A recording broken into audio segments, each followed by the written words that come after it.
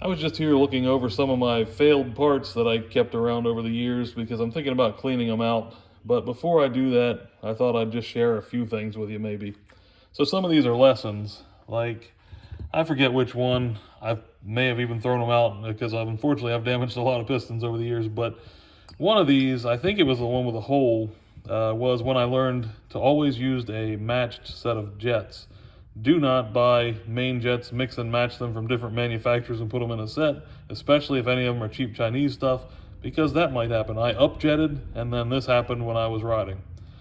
Melted a lot of stuff just from being lean, sunk the tops in, that kind of thing. We've got wrist pin failures here.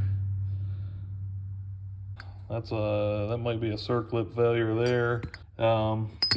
Yeah, but I mean it tears the heck out of a piston. You can see the rollers in there from the needle bearing. And then here is part of a needle bearing that blew apart, a wrist pin bearing. There's another one around here that just cracked pretty much in half. There's a crankshaft bearing that lost its balls. I've had another polymer bearing that broke apart before. Here's a ramp plate that broke at around 14,000 RPM along with the crankshaft. It tore that up, and this crankshaft is now bent a little bit. Push rods, they came out of the lawnmower, but just thought it was interesting to have some little push rods. I've bent valves before in 4-strokes. This I tried to press on to a camshaft in a little 4-stroke. I think this was a 50cc, and wound up bending it trying to press it on. That's a lesson for my own self. Mounted this old GoPro to a scooter and vibrated it to death. It just totally quit working.